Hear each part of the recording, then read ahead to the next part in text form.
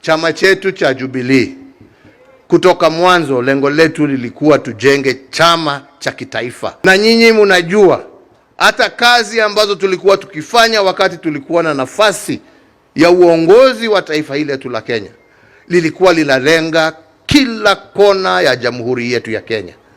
Hakuna pahali ambapo hatukujenga mabarabara. Hakuna pahali ambapo hatukuweka stima. Hakuna pahali ambapo watoto walikuwa wanasemekana wamekosa kuenda shule kwa sababu hawana karo. Watoto wetu wote primary na secondary walikuwa wanasoma kila pahali Kenya hii yetu. All right, ladies and gentlemen, thank you so much for tuning in to this channel. Indeed, it's a very wonderful and peaceful morning. We took a 3 weeks holiday, but we are back with interesting story.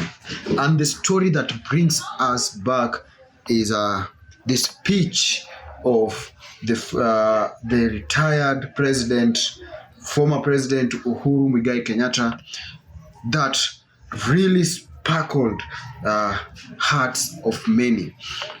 Ladies and gentlemen, when we are talking about some of the most loved presidents in this country, we cannot forget to talk about Uhuru Kenyatta, because of what he did while he was serving this nation. The Uhuru Kenyatta had the interest of this country in his heart, in his heart. So, guys, yesterday Uhuru Kenyatta led Jubilee Party in their national delegation conference, and whatever happened there really showed us what we should expect come 2027. And of course, it brought out clearly the twist that is about to be witnessed in Kenyan politics. And I always say this, that when you see anything happening in political arena, then you should know some bigger changes are about to happen. Now, I want us to quickly listen to this clip, this speech of Uhuru Kenyatta. Then we come back and discuss more what he said. Wacha tuwe na national parties ambazo zinaunganishwa kwa sababu ya sera, lakini sio kwa sababu ya pahali ambapo zimetoka. Haja ni nyinyi mjue ya kwamba huyo mmechagua ni mtu ambaye atajitolea kutendea Wakenya wote pahali popote walipo kwa haki, bila kupora na bila kutenga mtu yeyote. Na ndipo nilikuwa nawaambia hii story, watu walikuwa wanazungusha sijui hasla, sijui huyu ni mtoto wa single mother, si huyu ni mtoto wa dynasty. Mimi najua watoto wangapi wa single mother ambao wamesoma vizuri sana na wameendea lakini kusema ati wewe adhabu wewe umezaliwa na single mother, hiyo ndio qualification yako ya kuchaguliwa? Hapana. Njoo uambie Wakenya ni nini utawafanyia. Pahali popote umezaliwa, haja ni nini unawafanyia. Anyway, hapana. Now, ladies and gentlemen, Uhuru Kenyatta was very direct, and the message that he had was direct, and no one, he didn't have any time to just hide it around. He went straight into onto the point and addressed the 5th president of this republic, William Samoei Ruto. Remember, when Uhuru Kenyatta was leading this nation, William Samoei Ruto was the deputy president. And during 2027 general elections, these two people parted ways. I remember one of these speeches of Uhuru Kenyatta talking to his people, especially the mountain people, saying that if we want the best for this nation, we should consider electing another person, that is Raila Amolo Odinga, rather than William Samoei Ruto. Yesterday, a lot was said. So many things were said. But I want us to focus on this message, the message of Uhuru Kenyatta to William Samoei Ruto. One, so Uhuru Kenyatta was directly talking to the president of this country, the 5th president, William Samoei Ruto. One, he said it clearly that when he handed over power to William Samoei Ruto, everything changed. More of attacks and all that was imposed on him and family and all those people supporting Jubilee Party and all Kenyans. Also, Uhuru Kenyatta told Ruto that it is time to stop messing this country. One, he spoke about Linda Mama being removed and being replaced with things that have no direction. He also talked about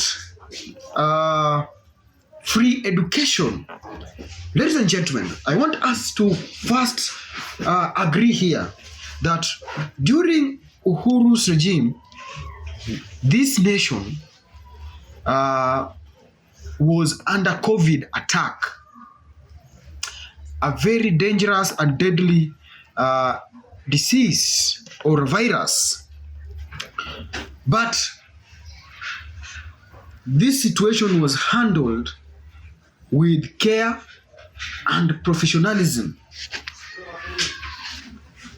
We saw children, pupils, youths going to school and also accessing these funds that are there to support their education. Uhuru Kenyatta supported Kibaki's vision of free education, ensuring each and every child has access to free education. And this was witnessed all over the country. But when William Samoei Ruto took over the leadership of this nation, ladies and gentlemen, up to this date that we are doing this video, we have several cases documented and uploaded in public domain. Videos showing how this government has failed to sustain education to a point whereby you find children being sent home because they have not paid school fees. Ladies and gentlemen,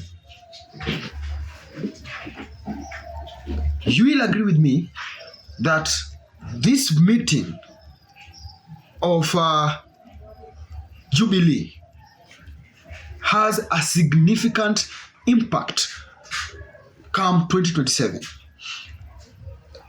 Let's switch gears a little bit here and talk about the leadership that is about to take place come 2027. Remember, we're just 2 years down the line to 2027 general elections. Now, in that meeting, I saw Matiang'i was present. And remember, Matiang'i was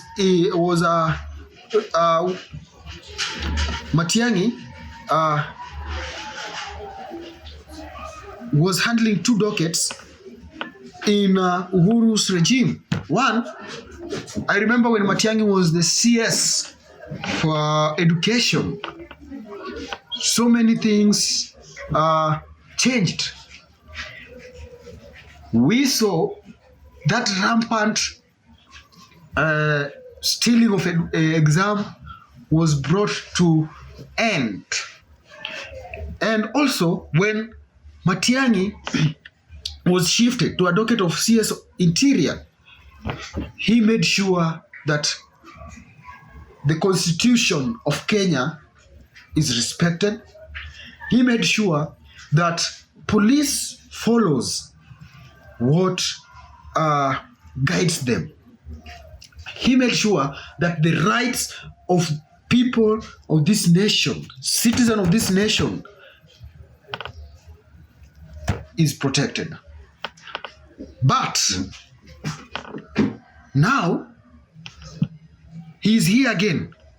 Remember, Matiang'i once said he will vie for presidency come 2027, but we were not sure whether he will vie on which party's ticket. But today I am certain and confirming this, that Matiang'i will vie for presidency under Jubilee's ticket. This is witnessed from yesterday's meeting. You remember the speech of Uhuru Kenyatta saying that the biggest agenda that brought them together is to discuss the leadership of this nation, how things will be changed, how things will be handled, and what Kenyans should expect. And he also said that they are ready now to start engaging with the people. Ladies and gentlemen, this is clear that Uhuru Kenyatta backs Matiang'i come 2027. And let's not forget that there is this person who also we are not sure who he will support. If Uhuru Kenyatta supports Fred Matiang'i, Raila Amolo Odinga will support who? We know William Samoei Ruto will be vying. So those people who are asking whether Matiang'i will vie for presidency, it is confirmed that Matiang'i will be under Jubilee's party. Up to this juncture, I thank you all for tuning in. I thank you all for subscribing. Remember, the only biggest thing you can do to us as a family of Trumax Kenya is subscribing to this channel and being a follower of our content, sharing this content to a wider audience so that we can keep on educating ourselves on matters dealing with politics. Let's meet in our next video. Till next time, goodbye.